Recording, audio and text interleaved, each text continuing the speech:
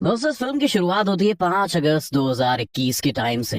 पाकिस्तान दिखाया जाता है इसमें हमें, और पाकिस्तान का एक जनरल अपना रूटीन चेकअप करवाने के लिए हॉस्पिटल पहुंचता है। तो डॉक्टर उनको बताता है कि आपको तो भाई साहब कैंसर है और सिर्फ 3 ही सालों का आपके पास टाइम है। उसी टाइम टीवी पे एक न्यूज आ जाती है कि हिंदुस्तान में आर्टिकल 370 को कैंसिल कर दिया गया है। डॉक्टर को कहना था कि भाई साहब ये तो सरासर पागलपन है, जबकि जनरल का कहना था कि अब जंग होगी। जनरल को लगा मेरे पास 3 ही साल है, कैंसर हो गया तो मैं कुछ ऐसा कांड करके जाऊं कि मुझे याद रखा जाए। उसके बाद वो कॉल लगाता है एक थर्ड पार्टी कॉन्ट्रैक्टर को, जो कि एक टेररिस्ट ऑर्गेनाइजेशन है जिसका नाम आउटफिट एक्स है। ये सिर्फ पैसों के लिए काम करती है। और जॉन अब्राहम जिम इसका मुखिया है। जनरल जिम से कहता है कि मुझे हिंदुस्तान की तबाही देखनी है। जिम ने रिप्लाई करता है हाँ भैया तुम्हारा काम हो जाएगा, लेकिन थोड़ा टाइम लगेगा। डॉक्टर ने जनरल को ऑलरेडी बोल दिया था कि अब आपका लाइफ सर्कल सिर्फ 3 ही सालों का है, लेकिन 3 सालों में तो जनरल ने हिंदुस्तान को नक्शे से गायब करने के बारे में सोच लिया था। जिसके बाद कहानी यहाँ से आगे बढ़ती है 3 साल आगे। हमें दिखाया जाता है अफ्रीका की कंट्री में बहुत सारे आतंकवादी इलीगल तरीके से बंदूकें खरीद रहे हैं। वहीं एक शख्स और आया था जिसे एक बड़ी सी मिसाइल खरीदनी थी, जो एक बार किसी देश पर चल जाए तो उसके नक्शे में से नामो निशानी मिट जाए। इस मिसाइल की खास बात ये थी दोस्तों कि चलने पर रेडार में कभी डिटेक्ट नहीं होती थी, और कुछ ही पलों में जहां भी गिरती है वहां के सिविलाइजेशन को खत्म कर देती है। ये जगह पूरी तरीके से अवैध है, यानी इलीगल थी। लेकिन तभी डीलर के पास एक इन्फॉर्मेशन आती है कि उन्हें ढूंढता हुआ यहाँ तक पहुंचा भाई साहब, लेकिन उनका कोई नुकसान नहीं पहुंचा पाएगा क्योंकि उस वक्त उसे वीआईपी ट्रीटमेंट मिल रहा है। और फिर दिखाया जाता है वीआईपी ट्रीटमेंट, जहाँ पे एक शख्स को कुर्सी पे बिठा के बहुत ही बुरी तरीके से उसका इंटेरोगेशन किया जाता है, धुलाई करी जा रही थी। लेकिन बहुत ही पिटाई खाने के बाद भी वो टस से मस नहीं होता, कुछ नहीं बताता और सिर्फ एक ही सवाल पे अटका था। और यही धांसू एंट्री होती है बॉलीवुड के बादशाह शाहरुख खान की, लेकिन रोमांटिक नहीं, एक्शन अंदाज में शाहरुख खान के पठान रूपी अवतार की। डीलर के पास जो आदमी आया होता है कि यार पठान तुम जिंदा कैसे बच गए, तुम्हें तो आज से 2 साल पहले ही जिन ने मरवा दिया था। लेकिन ये सब तो पठान की एक चाल थी। उसने पहले ही अपने हाथों को खोल लिया था, और वहां मौजूद गुंडों को खत्म करने के बाद उस बंदे से एक ही सवाल उसने किया कि भैया रुपये कहाँ पर है। अब शाहरुख खान इतने टाइम बाद पर्दे पे आए तो भैया खतरनाक एक्शन तो होना ही था। यहाँ पर बहुत सारी गोलियां चलती हैं, हेलीकॉप्टर में लगी मशीन गन से तो जगह की ऐसी तैसी कर दी जाती है। और यहाँ से हमारे पठान उस बंदे को अपने साथ लेके उड़ जाते हैं। इसके बाद सीन शिफ्ट होता है दिल्ली में। यहाँ के ऑपरेशन लीड को दिखाया जाता है। अच्छा एक चीज और, फिल्म में इनका किसी ने नाम ही नहीं लिया, सिर्फ मैम ही मैम बोला है। तो ये शायद पहली ऐसी फिल्म होगी दुनिया की जिसमें कैरेक्टर का कोई नाम ही नहीं है, सिर्फ मैडम मैडम ही चला रहा है, सब मैम मैम। इनके सैटेलाइट डिटेक्टर से इन्हें पता चलता है कि इन्हें रुपई मिल गई है फ्रांस के एक रेलवे स्टेशन पे। अब जिस जगह वो खड़ी थी उस जगह लिखा था सॉर्ट। इंग्लिश में सॉर्ट का मतलब होता है एग्जिट, यानी वो जिस रेलवे स्टेशन से एग्जिट हो रही थी तो वहां पर सीसीटीवी फुटेज में उसकी इमेज कैप्चर हो गई थी। मैम का रुबई से पुराना 36 का आंकड़ा था, इसलिए वो दिल्ली से एक चार्टर्ड प्लेन में बैठकर रुबई को पकड़ने के लिए फ्रांस निकल जाती है। वहीं इनके साथ बैठा एक एजेंट जो उनसे पूछता है कि क्या रुबई का कोई ताल्लुक पठान से है, जिसपे वो कहती है कि आखिर तुम पठान के बारे में जानते ही क्या हो। बहुत ही क्यूरियसनेस के साथ वो एजेंट फिर से पूछता है, मैंने उनके बारे में कई किस्से सुने हैं, जब भी उनका कोई जिक्र होता है हर कोई बस सहम ही जाता है उनके बारे में, कोई बातचीत नहीं करता। बस क्या मैं जान सकता हूँ कि आखिर उसके बारे में ऐसी क्या बातचीत है जिसकी जुबान पे आते ही सभी के लफ्ज थरथरा जाते हैं। और यहाँ से भैया फ्लैशबैक में जाती है मूवी म्यांमार के एक सीक्रेट ऑपरेशन की तरफ। अकेले पठान ने पूरी फैमिली को अपनी जान पर खेलकर बचाया था, लेकिन इसमें वो बहुत ही ज्यादा इंजर्ड हो गया था, इसीलिए उसे दिल्ली के सीक्रेट हॉस्पिटल में रखा गया था।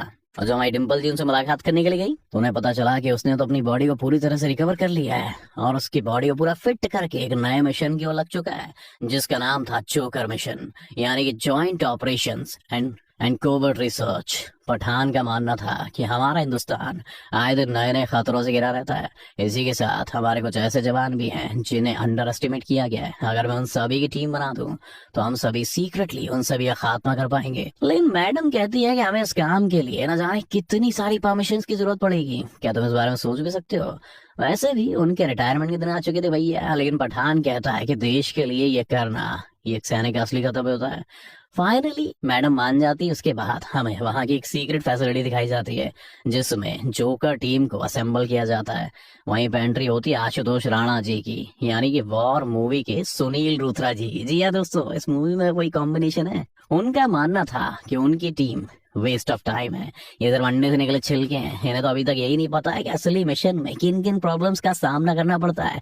जबकि पठान और उनकी टीम उन्हें विश्वास दिलाती है कि हम जिस काम के लिए निकले गुरु, उस काम से सिर्फ और सिर्फ देश की भलाई होगी। हमारे सीक्रेट एजेंट्स के थ्रू हमें ये पता चला है कि दुबई में प्रेसिडेंट की एक स्पीच होने वाली है, जहां पर हमारे देश के कुछ साइंटिस्ट भी आने वाले हैं, लेकिन उनकी जान को खतरा है। तो मैं चाहता हूँ कि पुलिस एक्टिविटी को और ज्यादा अलर्ट कर दीजिए और मैं और मेरी टीम बाकी आने वाले खतरों को संभाल लेगी। और फिर हाई बजट वाली मूवी के हाई बजट प्लेसेस को दिखाया जाता है, यानी दुबई की शूटिंग, बड़ी बड़ी गाड़ियां, लंबी लंबी बिल्डिंग्स और काफी सारी पुलिस सिक्योरिटी के बीच से गुजरते हुए हमारे प्रेसिडेंट। तभी पठान को एक चीज क्लिक होती है कि ये सब कुछ तो हमारा ध्यान भटकाने के लिए भी तो हो सकता है। उन टेररिस्ट ऑर्गेनाइजेशन का मेन एम प्रेसिडेंट को नुकसान पहुंचाना था ही नहीं, बल्कि उन दो साइंटिस्ट को वहां से ले जाना है। जब तक ये बात पुलिस तक पहुंचती है और सभी अपनी पोजीशन ले पाते हैं, तब तक तो दूसरी तरफ जॉन अब्राहम यानी कि जिम पहुंच चुका था अपने बजूका को लेकर, और एक ही शॉट में दोनों साइंटिस्ट की कार के चीथड़े कर देता है और अपने चॉपर को बुलाकर उन दोनों को उसके अंदर डालने की कोशिश करता है। लेकिन हमारे पठान साहब कैसे पीछे रह सकते थे? दोनों के बीच में जबरदस्त फाइट होती है। फाइट बहुत ही लंबी चलती है, लेकिन कुछ इंपॉर्टेंट चीजें हैं जो कि इस फाइट के बीच में होती है। जिम के बारे में थोड़ा बताता दोस्तों। जिम जो है वो एक एक्स रॉय एजेंट रह चुका है, देश के लिए वो मर चुका है। इन्हीं वजह से वीर गति को प्राप्त होते हुए उसे एक मेडल भी मिला था, लेकिन जिस मिशन के दौरान उसके साथ ऐसा हुआ, उसमें उसकी पत्नी और उसका बच्चा भी मारा गया। इसी वजह से अब उसने अपने देश के लिए नहीं बल्कि खुद की जेब भरने के बारे में सोचा और बन गया एक ऐसा कॉन्ट्रैक्टर जो सिर्फ और सिर्फ खुद के फायदे के लिए काम करता है। अब चाहे उसमें किसी देश का नुकसान हो या फिर फायदा, उसे कोई फर्क नहीं पड़ता। हालांकि अपने इस काम में जिम कामयाब तो हो गया था, लेकिन फिर भी पठान हार नहीं मानना चाहता था और वो अपनी टीम से बात करके उसे पकड़ने के लिए स्पेन पहुंच जाता है। पठान को अपनी टीम से रुबीना खान नाम की एक लड़की के बारे में पता चलता है, जो कि उनके ग्रुप के साथ काम कर रही थी। इसीलिए जब पठान उस पर नजर रखने के लिए जाता है तो पीछे से जिम और उसकी टीम उसे पकड़ लेती है। अब चूंकि जिम भाई साहब बहुत बड़ा बिजनेसमैन है, तो खुद का काम धंधा संभालने के लिए अपने दुश्मन को बिना मारे हेलीकॉप्टर में बैठ के निकल जाते हैं और पीछे अपनी टीम को कह देते हैं कि काम संभाल लियो। और काम में भैया गड़बड़ी हो जाती है, यानी यहाँ पर रुबीना जी मिल जाती है पठान के संग में और कहती है कि जिस तरीके से तुम एक सोल्जर हो और यहाँ पर जिम का खात्मा करने आए हो, वैसे ही मैं भी ISI यानी पाकिस्तान की एक एजेंट हूँ और पिछले 1 साल से जिम के साथ अंडर कवर एजेंट होके काम कर रही हूँ। अब इन दोनों का टीम तो हो जाता है, लेकिन इनका अगला शिकार था जिम, जो कि पकड़ में कैसे आएगा इस चीज की दोनों प्लानिंग बनाने लग जाते हैं। तभी इन्हें पता चलता है कि जिम अपनी अगली डिलीवरी 1 हफ्ते बाद लेने वाला है, जिसका नाम है रक्त बीज। एक ऐसा केमिकल है जो कि अगर फैल गया आसमान में तो पूरी की पूरी इंसानियत को ही खत्म कर देगा। अब ये रक्त बीज कहीं जिम के हाथ ना लग जाए, इसीलिए दोनों पहुंचते हैं रशिया।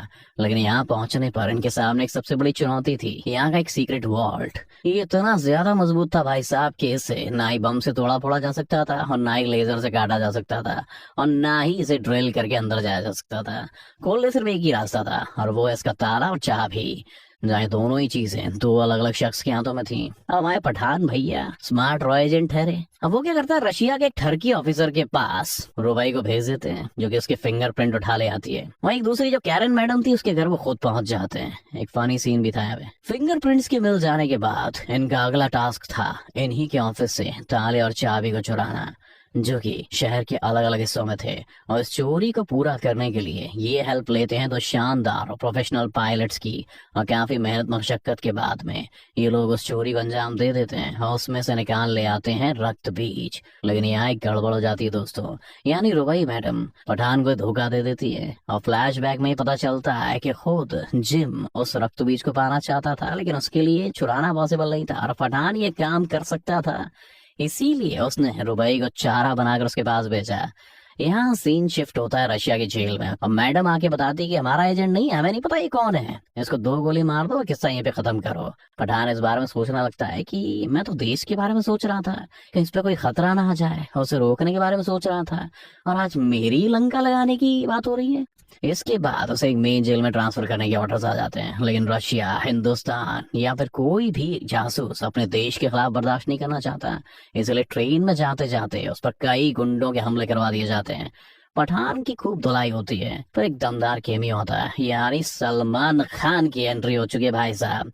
अब 2 सुपर हीरो हैं तो सुपर फाइट होनी तो बनती है भैया। 15-20 मिनट लंबी सीरीज वाली फाइट चलती है और यहाँ से हम ऑडियंस को पता चलता है कि ये है टाइगर अभी जिंदा है, कि मेन लीड टाइगर, जो कि फाइट को खत्म करने के बाद, सबको फोड़ फाड़ देने के बाद में जाते जाते पठान से कह के जाते हैं कि मरियो मत, मेरे पास एक बहुत बड़ा मिशन है, वहां तेरी जरूरत पड़ेगी तो आइयो जरूर। एक पेन किलर वो खुद खाते हैं, एक पठान को खिलाते हैं और वहां से निकल लेते हैं। कहानी वापस इंडिया में आती है और यहाँ पर डिम्पल कपाड़िया यानी मैडम जी पहुंच चुकी होती है पठान के पास में रुबई का फोटो लेके, और बताती हैं कि हम इसे फ्रांस में ढूंढ चुके हैं। और पठान को तो ऑलरेडी रुबई का गुस्सा चढ़ा हुआ था, तो पहुंच जाते हैं सीधा फ्रांस और वहां पहुंच के उसे गन पॉइंट कर देते हैं, जहाँ पे रूबीना खान का कन्फेशन स्टार्ट होता है। बेसिकली उसके मन में उसकी देशभक्ति जाग चुकी थी, लेकिन जिस काम के लिए उस रक्त बीज का इस्तेमाल करने वाला था जिम, उससे कई सारे मासूमों की जान जाने वाली थी। और ये बात पहले रुबई को पता नहीं थी, और जब उसे बात पता चली तो उसका मन बदल गया और फाइनली उसने पठान के साथ टीम अप कर लिया। इसी के बाद हमें दोनों एजेंट्स की एक बैक स्टोरी भी दिखाई जाती है, जहाँ पे पठान बताता है कि भैया आज से कई साल पहले अफगानिस्तान में एक टेररिस्ट को मारने के लिए उसके मोबाइल में एक जीपीएस लोकेशन को लॉक कर दिया गया और एक मिसाइल को छोड़ दिया गया।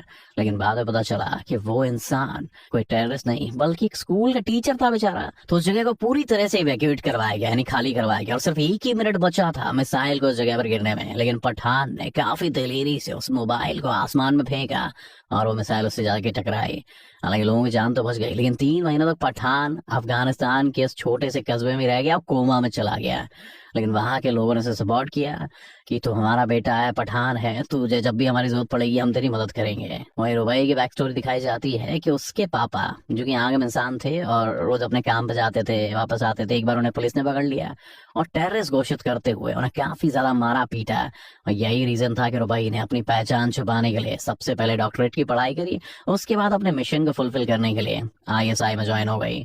इसके बाद सीन शिफ्ट होता है रशिया में। इसके बाद हम देख पाते हैं कि जिस वायरस को जिम भारत पर गिरवाने के लिए बनवाना चाहता था वो अब कंप्लीट हो चुका है।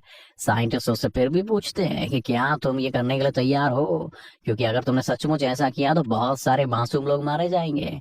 लेकिन इसके पीछे जिम की पुरानी खुन्नस थी कि जिस तरह उसने अपना परिवार खोया, वो चाहता था कि पूरा हिंदुस्तानी एजेंट्स देखें कि अगर परिवार वालों को खोने का दुख क्या होता है। इतने में यहाँ पर 2 सुपर हीरोज यानी ये पठान और रुबई की एंट्री हो जाती है और फिर यहाँ पे बहुत भयंकर फाइट होती है। इस सीन में सीजीआई का काफी अच्छा यूज किया गया है। पूरी लड़ाई का कंक्लूजन ये निकलता है कि उसके पास में 2 ऑप्स थे, यानी कि जिनके अंदर वायरस भरा होता है वो थे। एक जॉन अब्राहम ले जाता है, दूसरा पठान के पास में आ जाता है। और जब पठान लैब में उस ऑप को खुलवा कर ये चेक करवाता है कि आखिर ये वायरस को किस तरीके से डिसलोकेट किया जाए, तो पता चलता है कि उस गोले में तो सिर्फ और सिर्फ पानी भरा था। तो इतने में यहाँ पर जिम का वीडियो कॉल आता है। वो बताता है कि इस ऑप को टोटल 3 लेयर्स में बनाया गया था। पहली लेयर को क्रैक करते ही नैनो पार्टिकल्स में ही वायरस था, जो कि उस ऑप के खुलते ही वहां के एनवायरनमेंट में फैल गया।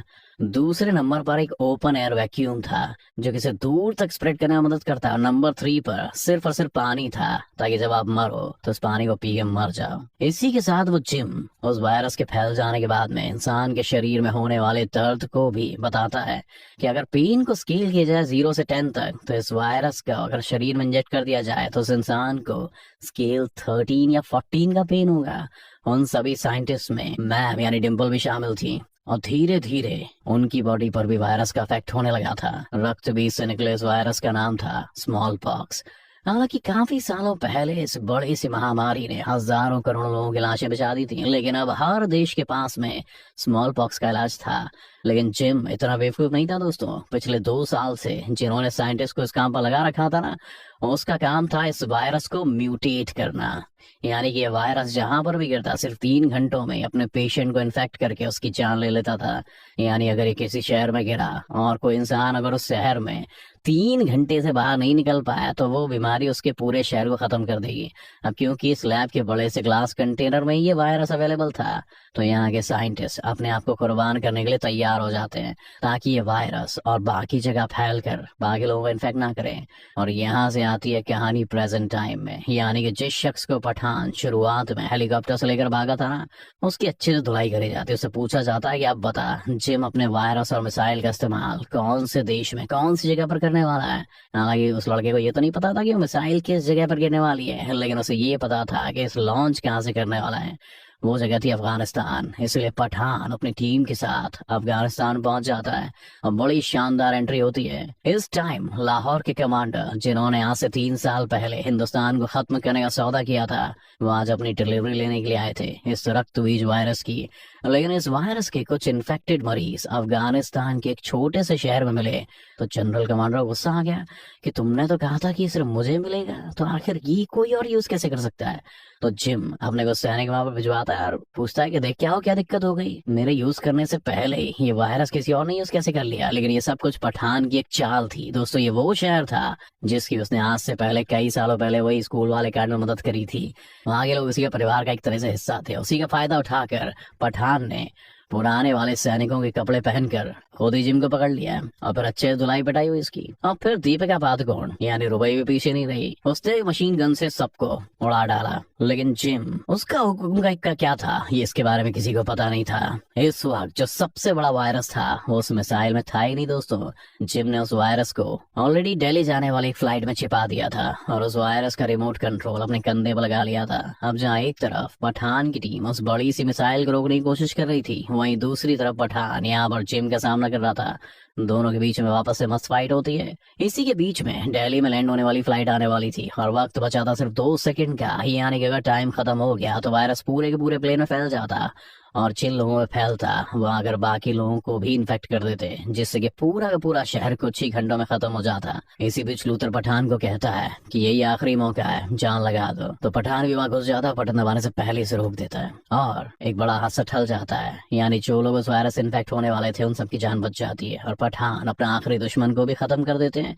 लेकिन जाने से पहले उसे वीर गति वाला मेडल जो उसको मिला था उसको रख लेते हैं। कहते हैं इसके हकदार तुम नहीं हो, क्योंकि इसकी असली हकदार मैडम जी थी। अब लूथर पठान से मिलने आता है और एकदम बिल्कुल उनसे पूछते हैं कि हमें वापस से टाइगर और कबीर को भी इस गैंग में लाना पड़ेगा और पूरी दुनिया के खतरे से हमारे भारत को बचाना पड़ेगा, जिसमें तुम सबकी जरूरत पड़ेगी। और इसी तगड़े सस्पेंस के साथ ये शानदार कहानी यही खत्म हो जाती है दोस्तों। इस मूवी का एक पोस्ट क्रेडिट सीन भी है दोस्तों, जिसमें टाइगर और पठान को हम देखते हैं जो कि बॉलीवुड के फ्यूचर के बारे में बात कर रहे थे कि यार 30 साल हो गए काम करते करते, आखिर कौन संभालेगा आगे। लेकिन देश हमारा है तो हमें तो संभालना ही पड़ेगा।